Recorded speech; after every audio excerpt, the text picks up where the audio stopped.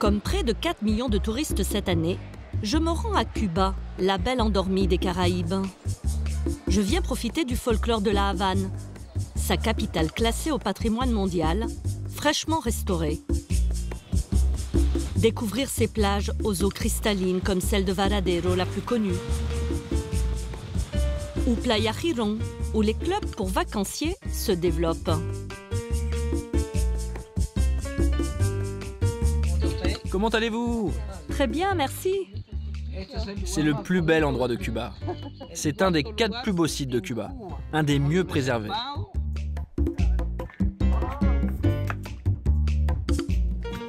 C'est pas mal, hein? Je fais la connaissance d'un groupe de Français sous le charme de l'île. Moi, je suis tombé amoureux la première fois, les paysages, la gentillesse des gens. Et il n'y a pas trop de touristes, vous ne sentez pas... Ah, si. Ouais. Le tourisme est le nouvel or de Cuba. Il a rapporté 2,5 milliards de dollars en 2015. Un pactole en constante augmentation.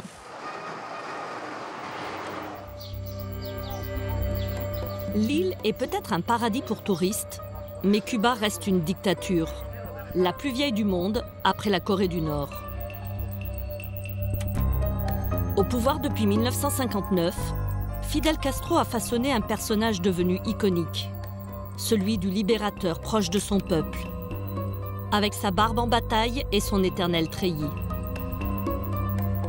Mais derrière cette image d'homme simple, il y aurait un autre Fidel Castro.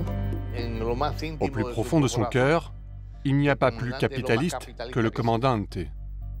Concentrant tous les pouvoirs, les frères Castro auraient organisé le vol méthodique des richesses de l'île.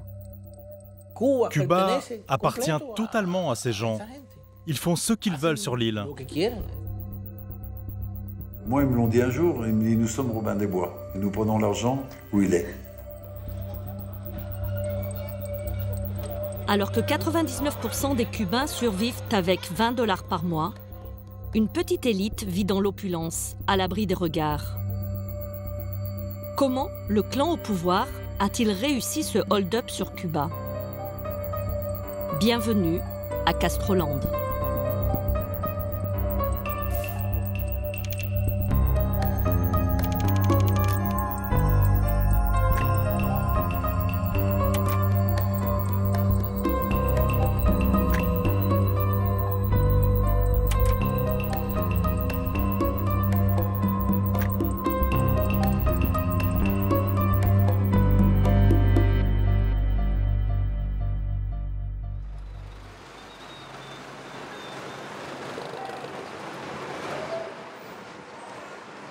À La Havane, le temps semble s'être arrêté à la fin des années 50.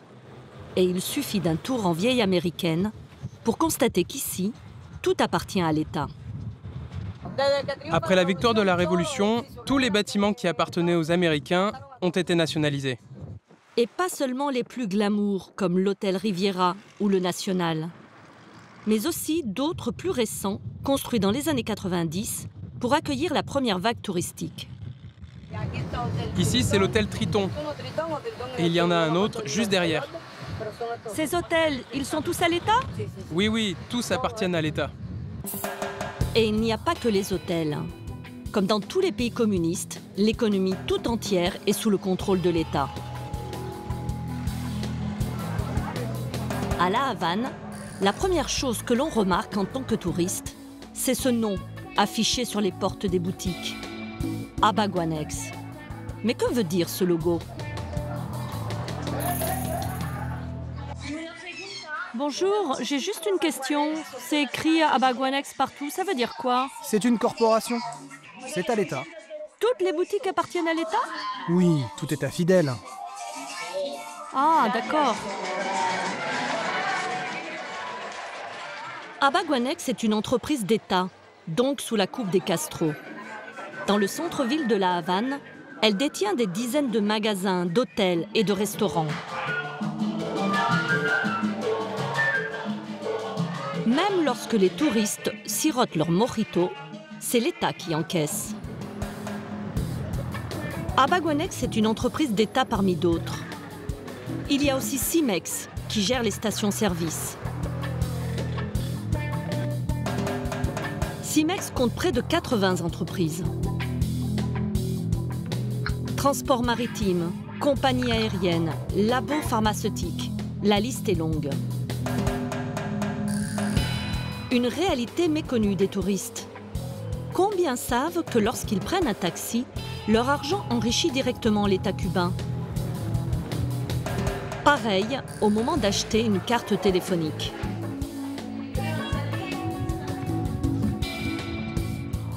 Il y a pourtant quelques compagnies étrangères qui ont pignon sur rue, comme l'allemand Mercedes, arrivé sur l'île il y a 25 ans.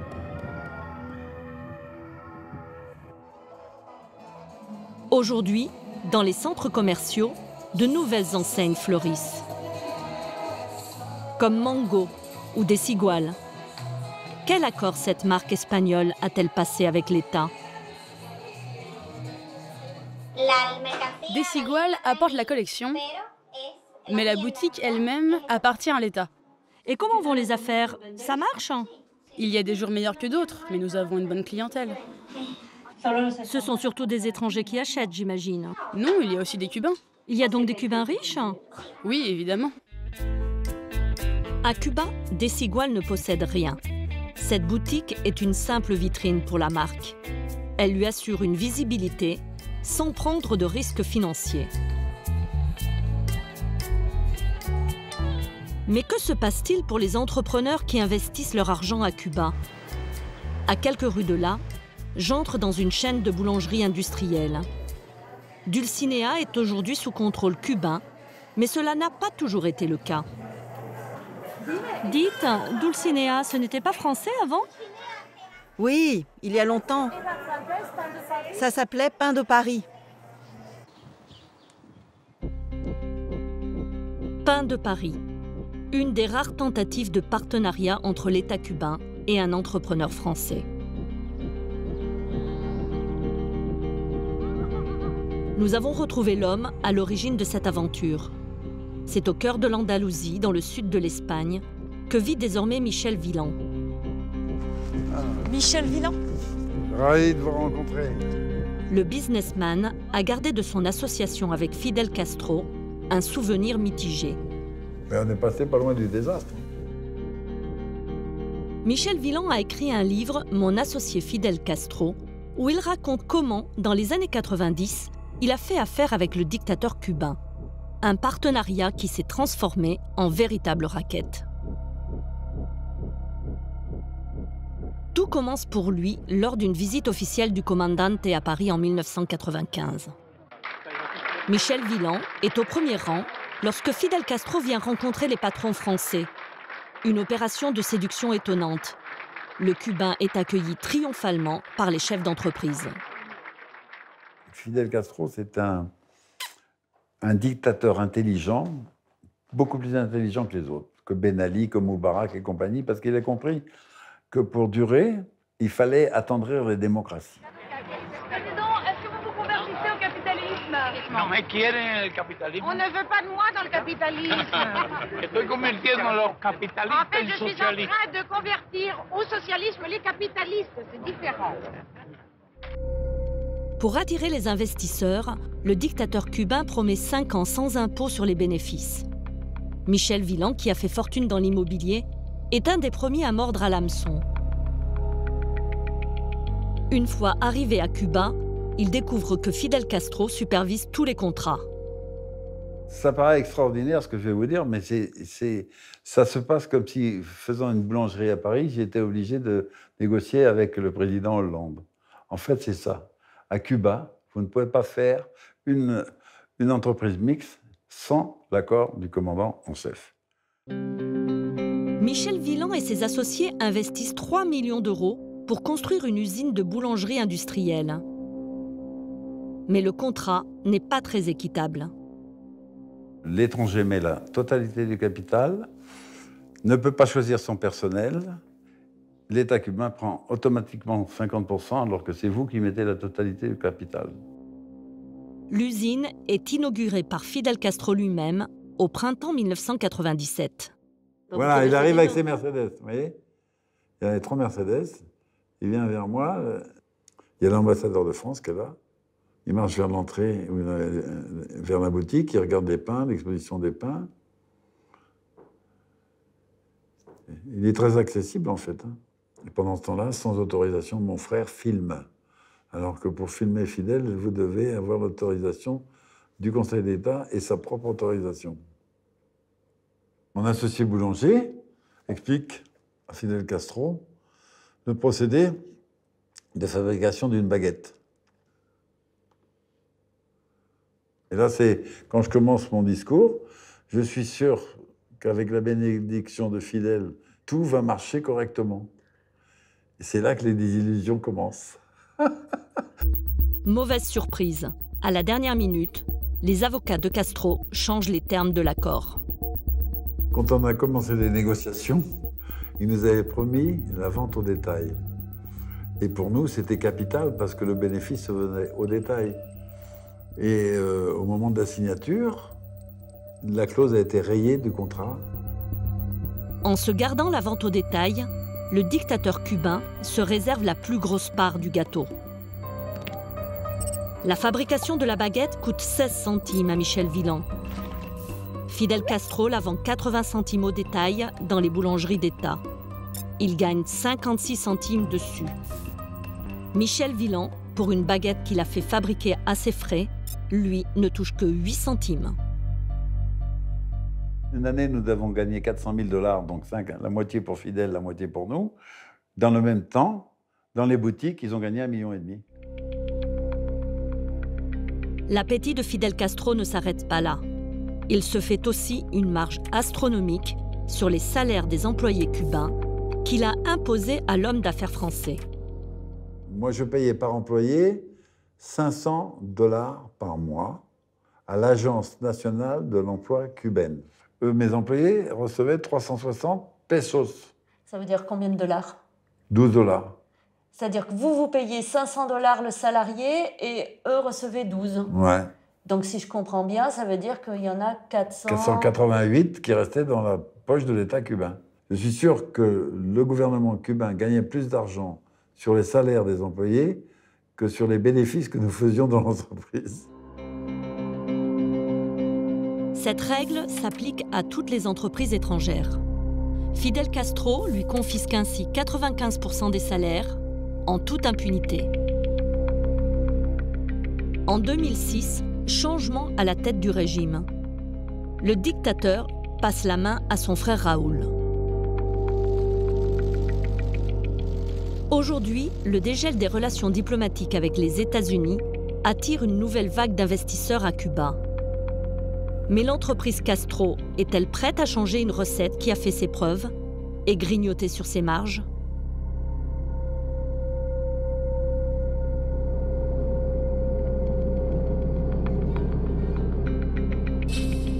J'ai rendez-vous à 140 km des côtes cubaines, à Miami.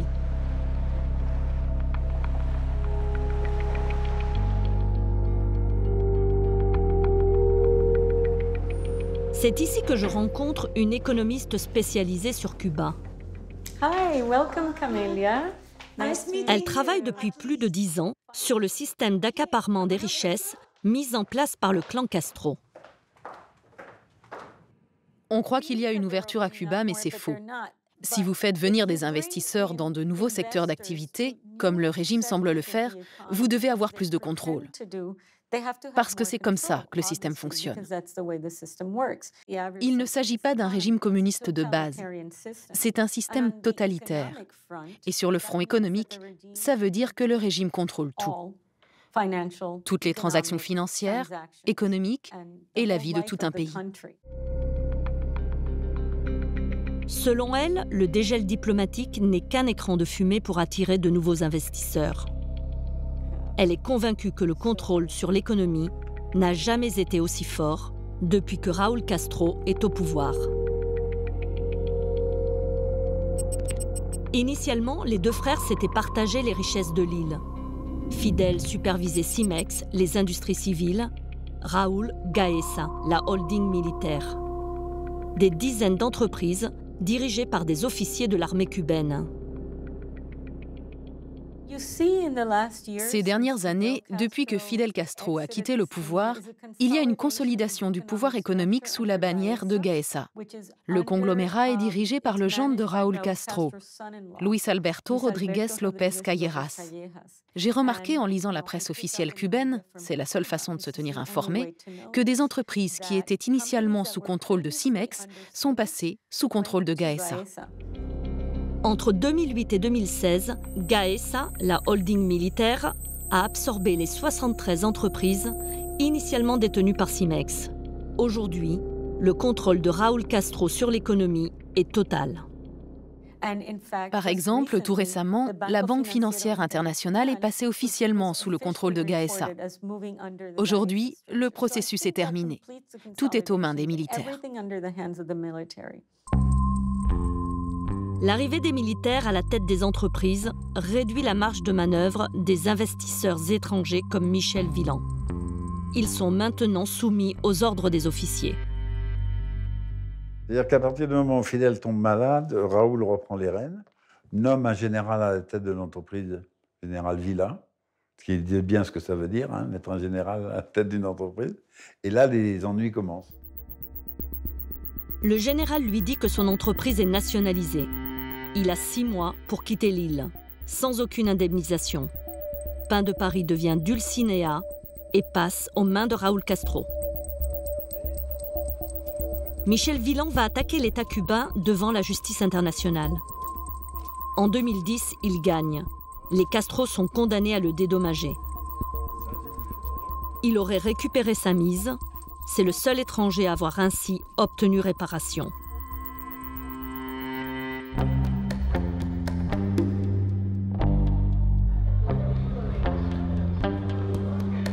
En 50 ans, les Castro sont parvenus à contrôler toute l'activité économique de l'île. Officiellement, la richesse est redistribuée au peuple. Les Cubains ont droit à une santé et une éducation gratuites, et il est rare qu'ils paient un loyer. Mais à la Havane, une fois sortis du centre touristique, c'est la misère. La plupart des familles subsistent avec un salaire de $20 par mois. Dans les boutiques, je découvre que le prix de l'électroménager est hors de portée des salariés cubains. Une télévision, c'est combien ici? Un écran analogique, 3 mois de garantie, ça j'ai compris. Ah, 400. Une télévision, c'est 400. 400 couks, les dollars cubains. Cela représente près de 2 années de salaire pour cet employé. Vous pourriez vous acheter une télévision? Non, même pas en rêve. Nos salaires sont trop faibles pour avoir une télévision. On n'a même pas assez pour se nourrir. Manger 3 fois par jour à sa faim reste encore la grande affaire à Cuba. L'île, qui était autonome alimentairement avant la Révolution, importe aujourd'hui 80% de sa nourriture. Cuba ne produit pas assez. Les étals sont maigrement achalandés. Il existe même un système de rationnement.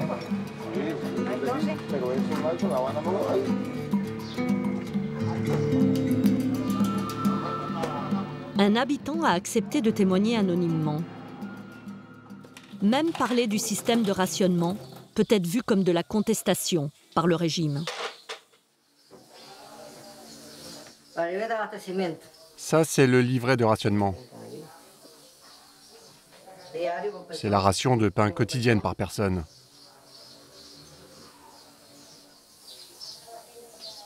La bouteille entière, c'est pour 4 personnes. Pour 3 personnes, ça va jusqu'ici. En une semaine, il n'y a plus d'huile. On est obligé d'en acheter au magasin. Les rations de l'État ne suffisent pas à nourrir sa famille. Tout son salaire y passe. Tu rentres à l'épicerie et quand tu ressors, tes $20 se sont envolés. Au bout de la première semaine, il a déjà tout dépensé. Ça, c'est vide. Il n'y a plus rien.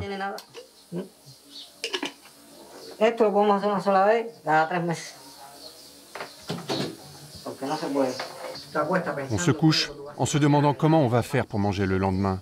Le régime dit souvent que nous sommes tous égaux et que nous avons les mêmes droits. Mais ce n'est pas vrai. Qui a le plus de droits? Les chefs, ceux qui commandent.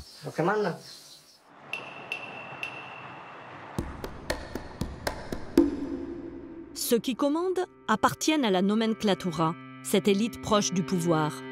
Hauts fonctionnaires, gradés militaires, ainsi que tous ceux qui font du business avec l'aval des Castro.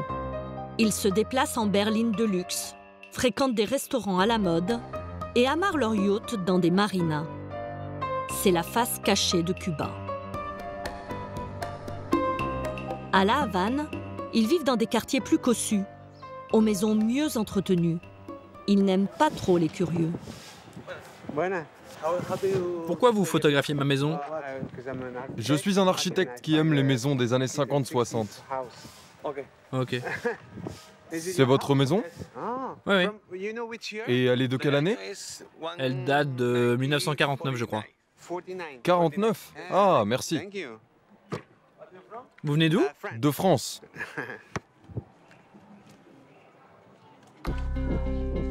Nous réussissons même à entrer dans une de ces maisons.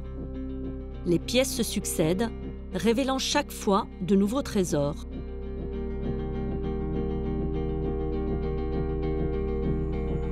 Voitures de collection, mobilier art déco, un intérieur qui tranche avec le 2 pièces cuisine où s'entassent les Cubains. Revers de la médaille, pour passer du bon temps, la nomenclatura doit tromper son monde. Je pars à la recherche d'un restaurant de sushi très sélect. C'est cette maisonnette bleue, je pense. D'accord. Bonjour, on nous a dit qu'il y avait un restaurant de poissons ici. Des sushis. Oui, c'est ici. Ah, il est très bien caché. Oui, mais beaucoup de gens le connaissent. Rien n'indique que derrière cette façade décrépite se cache un des spots préférés de l'élite. L'intérieur est soigné, il donne sur un petit port privé. Le luxe, ici, se trouve au menu.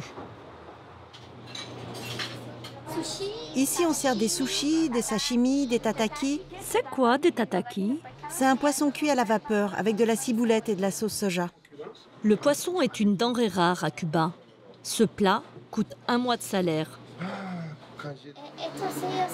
Ce restaurant fonctionne principalement grâce aux bouche à oreille. On n'a pas besoin de publicité.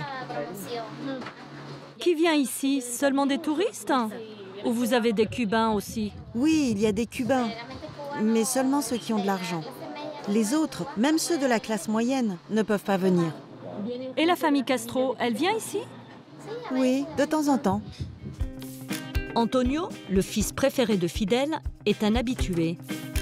Ce sportif y fête souvent ses victoires, comme ici, en 2014, au tournoi Hemingway, réservé aux passionnés de pêche à l'espadon. Cet amateur de jolies femmes et de bons cigares défraie régulièrement la chronique. Son train de vie est loin d'être celui du Cubain moyen. Les vacances luxueuses d'Antonio Castro continuent de créer des polémiques en dehors de Cuba. Les images sont censurées sur l'île. À l'été 2015, le fils du dictateur fait une croisière en Méditerranée. Lors d'une escale à Bodrum sur la Riviera turque, un paparazzi le surprend alors qu'il va au restaurant. Il va se frotter à ses gardes du corps. No me alce la mano, no me alce la mano, no me alce la mano, no alce la mano esa porque te la voy a poner en el culito, ¿ya? Tranquilo, ¿ya? Y tú también, los dos. No, no, no, cuidado, cuidado,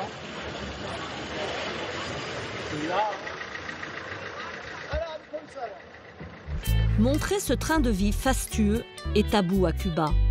Pourtant, la même année, on a vu Fidelito, le fils aîné, s'afficher avec Paris Hilton et Naomi Campbell. Ces images contrastent avec l'austérité affichée par leur père. Pendant des décennies, Fidel est toujours apparu seul en public. Officiellement, il n'avait ni femme ni enfant. Pourtant, il est père de familles nombreuses. D'abord deux fils, nés à la fin des années 40, dont Fidelito, l'héritier officiel. Puis deux filles, qui ont fui à Miami. Il a ensuite 5 enfants avec sa compagne actuelle. Les 5A, comme on les appelle.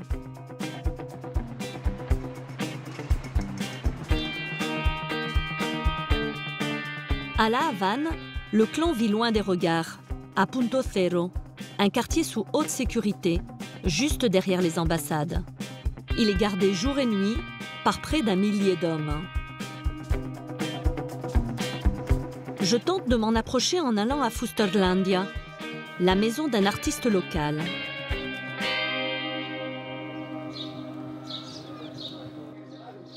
De la terrasse, on surplombe la forteresse Castro.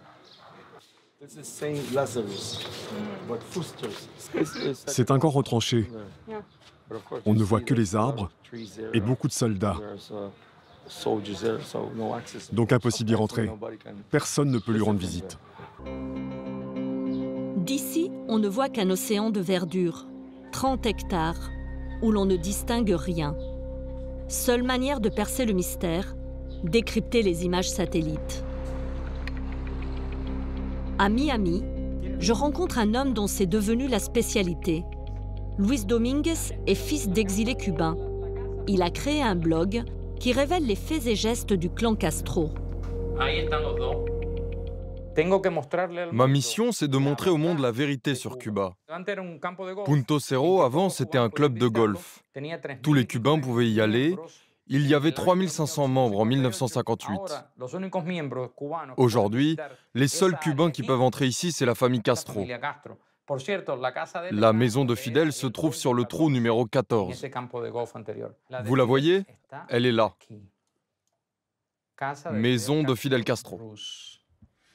Ici, il y a une piscine, un terrain de jeu pour les enfants, qui jouent entre les différentes maisons. Il y a une serre, plusieurs potagers. Là, c'est la maison des gardes du corps. C'est là que vivent toutes les personnes qui travaillent sur le royaume des Castro. Là, ils ont leur propre boucherie. Et ici, il y a plusieurs étables.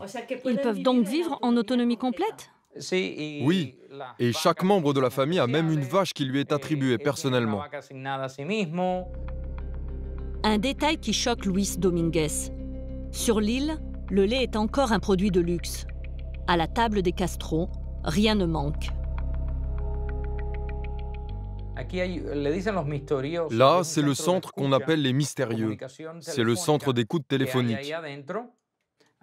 Il y a aussi une piste d'atterrissage pour hélicoptères, pour entrer et sortir du domaine lorsqu'ils en ont besoin.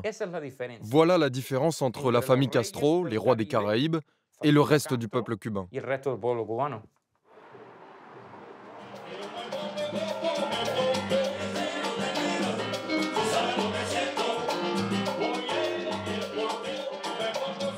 À Miami, 1 million d'exilés cubains ont trouvé refuge. Parmi eux, certains ont connu la vie dorée de l'élite. Je suis Lisa Andreas Blanco, je suis avec mon ami Juan Almeida. Salut Lisa. Salut Cuba et tous les Cubains. Juan Almeida faisait partie du premier cercle. Il a été élevé avec les enfants Castro. Je te montre les photos que tu voulais voir. Ah oui, on reconnaît bien Raoul. Là, il y a Alejandro Castro et moi. Là, c'est quand je vivais chez Raoul. Juan est le fils du général Almeida, le numéro 3 du régime. On le voit ici, bébé à droite, dans les bras de son père. Il a grandi avec Alejandro, le fils de Raúl Castro. Pour son anniversaire, Raoul lui offre la panoplie du parfait petit révolutionnaire.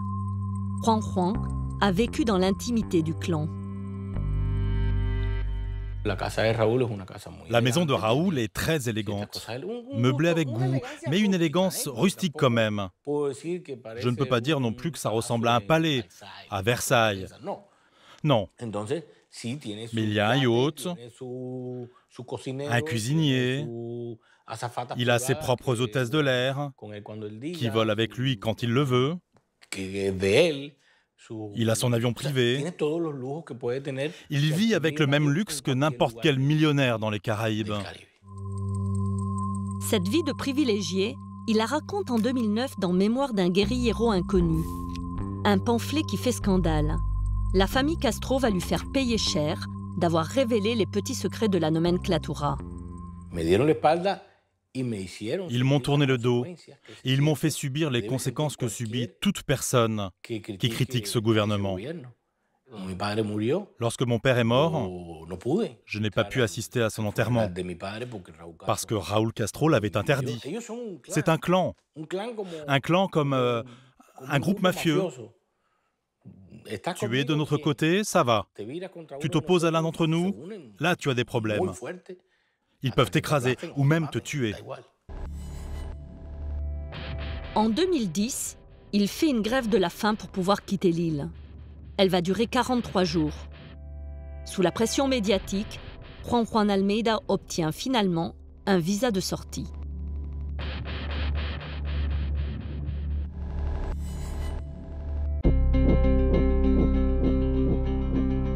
Un coup de plus est porté à l'image des Castro avec la parution d'un nouveau livre en 2014. Cette fois, c'est le train de vie de Fidel lui-même qui est révélé. Juan Reinaldo Sánchez est l'auteur de ce livre, La vie cachée de Fidel Castro. Juan Reinaldo Sánchez a été pendant 17 ans le garde du corps du commandante. Il a vécu avec lui à Punto Cero et partagé tous ses déplacements. Pendant un an, il fait la tournée des plateaux avec son livre et révèle au public le patrimoine du dictateur, notamment l'existence d'une île privée, Cayo Piedra. C'est quoi Cayo Piedra au juste? Fidel découvre cette île en 1961, après la victoire dans la baie des Cochons. Il patrouille dans cette zone qui est au sud de Ciénega de Zapata. En fait, ce sont deux îles qui seront réunies par un pont de près de 220 mètres de long.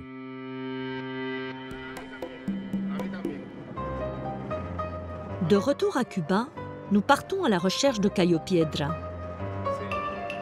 D'après les indications du garde du corps, elle se trouverait au sud de l'île, à 3 heures de la Havane. Nous arrivons près de la baie des Cochons. Cayo Piedra ne figure ni sur les cartes officielles, ni dans les guides touristiques. Le secret est bien gardé, connu seulement des locaux. On nous a dit que Fidel possédait une île par ici. C'est vrai? Oui. Elle est où? On dit que c'est à lui car c'est un complexe militaire. On ne peut pas s'en approcher? Non. On ne peut pas y aller en bateau? Non. Aucun bateau n'a le droit de naviguer dans cette zone. L'île se trouve au cœur d'une réserve naturelle où les Cubains n'ont pas le droit de pêcher. À une exception près. Les poissons que mange Fidel viennent de là-bas. Ah bon? Il appelle, il demande une dorade, on sort un bateau, on lui pêche la dorade, et ils envoient un hélico ou une voiture pour lui rapporter la dorade. Le poisson arrive frais. Et c'est très spécifique. S'il demande une dorade, c'est une, et pas deux, ni trois.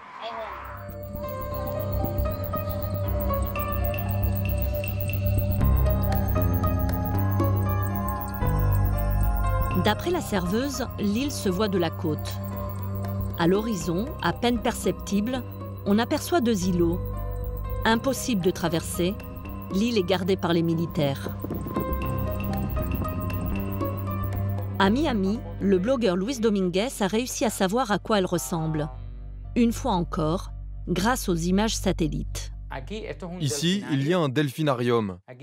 Là, un bassin à tortues et des aquariums naturels pour alimenter la famille en poissons lorsqu'ils viennent en visite. Là, c'est la maison de Fidel Castro, avec piscine, une piscine assez grande. Si je me rappelle bien, c'est un bassin de 25 mètres, et c'est de l'eau douce, ce qui veut dire qu'ils doivent l'amener là en bateau. Sur cette île, il n'y a pas d'eau douce. Jusqu'en 2006, Fidel y venait tous les week-ends pour des parties de pêche. Quelques rares invités ont eu le privilège de l'accompagner. Voici quelqu'un qui est venu ici. C'est Gabriel García Márquez. En voici un autre, c'est le dictateur de l'Allemagne de l'Est, Erich Honecker. Là, c'est votre ancien ministre de la Culture. Je crois qu'il s'appelle Jack Lang. Et il y a Fidel Castro qui lui dit au revoir. En 1982, Jack Lang, ministre socialiste, vient rencontrer Fidel Castro. Le ministre de la Culture, Jack Lang, s'est officiellement rendu à La Havane. C'est la première fois qu'un membre du gouvernement français se rend à Cuba depuis l'élection de François Mitterrand. À l'époque, la France cherche à sortir Cuba de son isolement. Jack Lang est reçu comme un ami de la Révolution. Notre volonté est la même, de construire une société au service des citoyens, au service du peuple, et non pas au service de quelques privilégiés.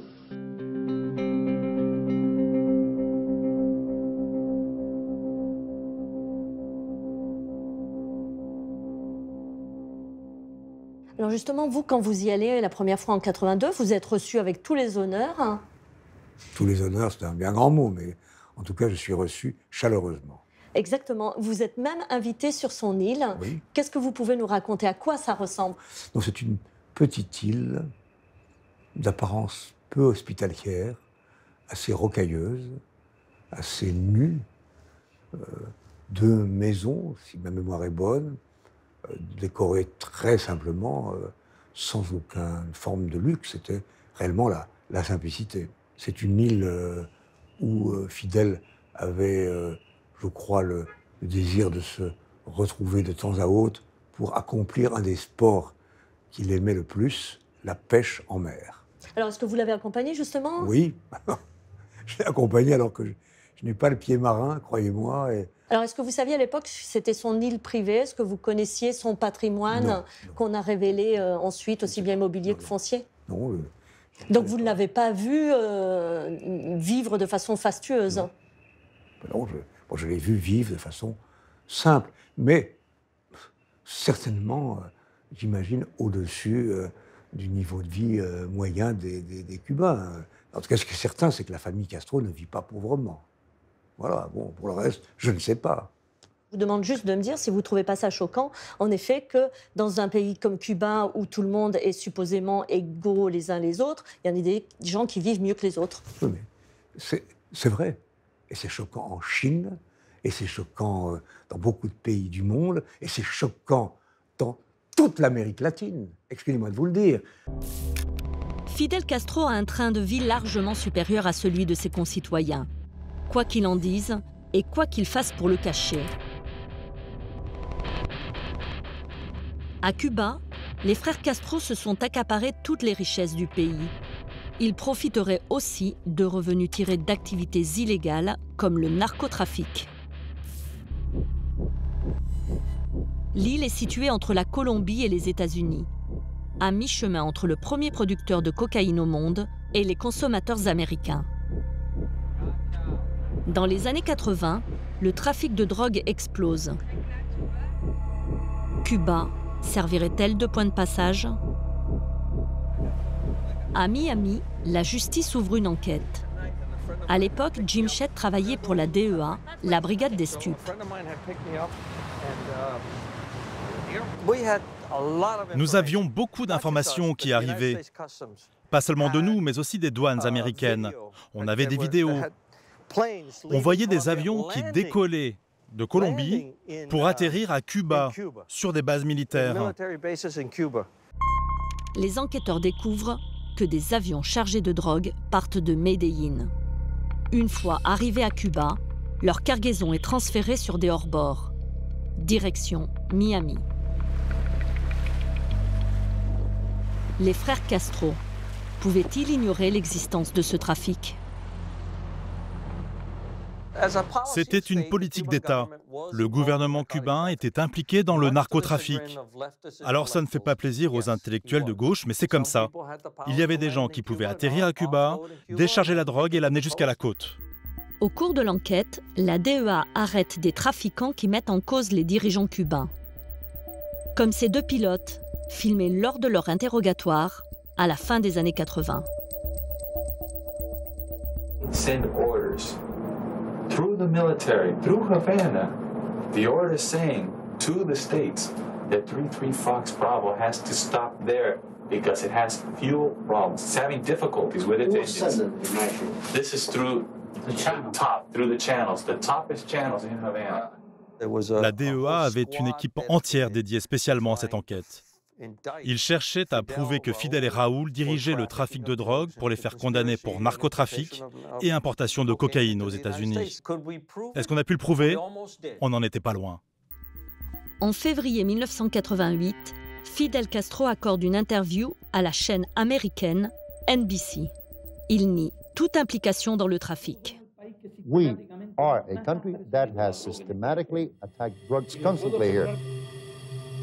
Face à la pression de la justice américaine, Fidel Castro trouve un bouc émissaire, le général Arnaldo Ochoa, héros de la Révolution. En juin 1989, un simulacre de procès a lieu, retransmis à la télévision cubaine. C'est Raúl Castro en personne qui fait le réquisitoire. Comme aux grandes heures des purges soviétiques, le général Ochoa endosse toute la responsabilité du narcotrafic. Ni le commandante, ni le chef des armées, ni le ministre, ni le parti, ni le gouvernement n'étaient au courant.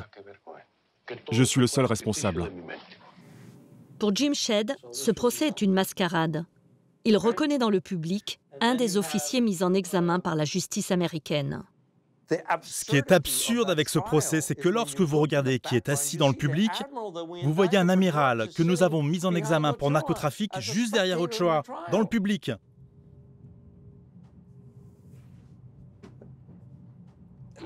Cet homme est directement impliqué dans le narcotrafic et il est assis là, tranquillement, dans son uniforme de la marine, avec ses décorations militaires. Il n'a pas été inculpé, il est là, en simple spectateur. Allons. Le général Ochoa est fusillé un mois plus tard. Il y a pourtant un homme qui confirme l'implication de Fidel Castro dans ce trafic. Son ancien garde du corps, Juan Reinaldo Sánchez. Fin 1988, dans le bureau du commandante, il surprend une conversation avec le ministre de l'Intérieur, José Abrantes.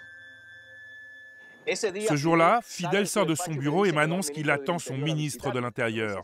Il me dit « Sanchez, n'enregistrez pas ». Le garde du corps coupe tous les micros. Mais la conversation entre Fidel et son ministre s'éternise.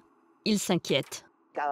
Lors de la réunion, ils avaient l'habitude de commander un whisky pour lui et un café pour Abrantes. Au bout d'une heure et demie, rien. Et là, par curiosité, j'ouvre un des micros et j'entends leur conversation. Abrantes est en train de faire avec Fidel le point sur le narcotrafic.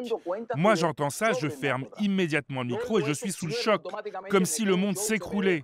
Fidel tombe de son piédestal et je réalise que j'ai été utilisé, manipulé, et que l'homme que je protégeais, pour qui j'étais prêt à donner ma vie, n'était rien d'autre qu'un narcotrafiquant. Juan Reinaldo Sánchez est mort en 2015 d'un cancer foudroyant. Aujourd'hui, la route de la drogue ne passerait plus par Cuba. Mais pendant 30 ans, ce trafic a rapporté des milliards au régime. Les frères Castro en ont-ils profité pour amasser une fortune personnelle? L'économiste Maria Verlao a enquêté sur l'entreprise Castro. Elle révèle l'existence d'une caisse noire, les réserves du commandante. Elles sont alimentées par les activités illégales, mais aussi légales. J'ai le témoignage de plusieurs anciens responsables de compagnies cubaines exilées. Ils disent qu'un pourcentage des bénéfices générés par certaines de ces sociétés va directement dans les réserves du commandant. Ce sont des comptes spéciaux que Fidel utilise comme il veut. Ces réserves peuvent même servir à prêter de l'argent au gouvernement. À Miami, un ancien haut fonctionnaire cubain a accepté de me parler de ces réserves du commandante.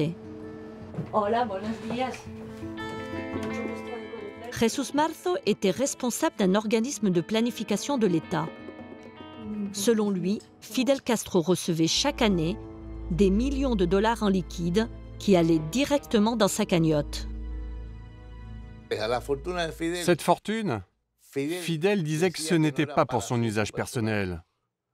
que c'était une réserve en cas de coup dur, pour pouvoir continuer la lutte depuis l'étranger si le gouvernement tombait. Mais cet argent profitait aussi aux proches du régime. Jesús Marzo lui-même a bénéficié des largesses du commandante. Ça, c'est un cadeau de Fidel Castro. Il aime beaucoup offrir des Rolex?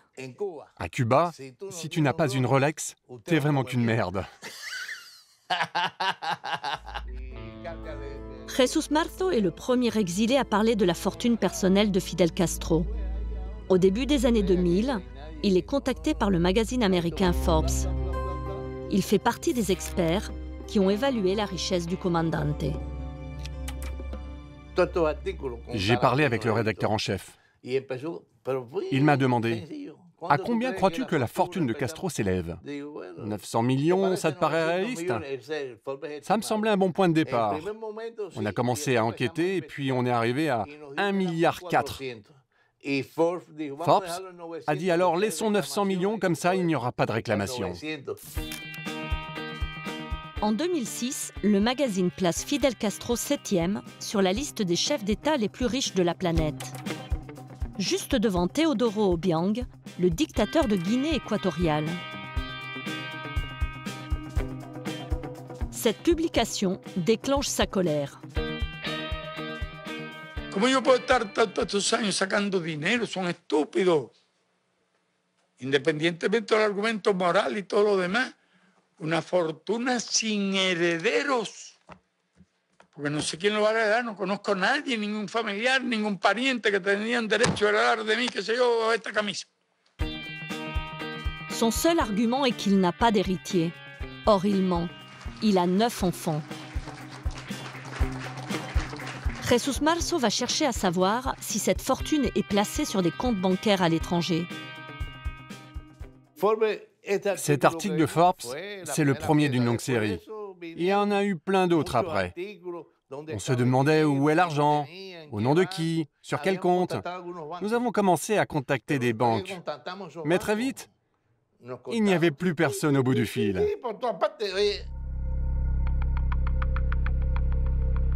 Depuis des décennies, Cuba a mis en place un système opaque de transactions financières. L'argent transite par des paradis fiscaux. Ils sont nombreux dans les Caraïbes. Ici, en rouge sur la carte. Kenneth Rajok est un expert en blanchiment d'argent. Il considère que les Castro sont passés maîtres dans l'art du détournement. Au départ, c'était pour échapper à l'embargo commercial imposé par les États-Unis. Mais pas seulement. Rappelez-vous que même s'il y a un embargo entre Cuba et les États-Unis, il y a des gens qui sont capables de le contourner et de faire fructifier des quantités obscènes d'argent. Ce que fait sûrement la famille Castro, c'est ce que font tous ceux qui blanchissent de l'argent. Ils créent une société dans un paradis fiscal. Cette société est détenue par une autre société dans un autre paradis fiscal. Le directeur de la compagnie vit lui-même dans un autre paradis fiscal. Au final, c'est impossible de savoir que l'entreprise X ou Y à Genève, qui a un compte par exemple au Crédit Suisse, appartient aux frères Castro. Un coin du voile sur ce système a été levé en 2016. Les Panama Papers révèlent l'existence de 25 compagnies cubaines domiciliées à Panama. 2 d'entre elles sont même détenues par des membres de la famille Castro. Est-ce seulement un moyen de contourner l'embargo? Ou le clan en a-t-il profité pour s'enrichir? Est-ce que c'est possible de savoir où est placée cette fortune à l'étranger? Mission impossible. Tout le monde sait qu'elle existe, mais c'est impossible. Les Castro sont très prudents. Ils ont tout fait pour mettre un voile sur leur image et leur vie privée. Il n'y a qu'eux qui peuvent savoir. Ils ne vont pas mettre ce type d'informations dans les mains de qui que ce soit. Vous ne pouvez pas briser ce mur de silence. C'est presque impossible de prouver que quelqu'un comme Fidel Castro a de l'argent sur un compte dans un paradis fiscal. C'est ça le problème.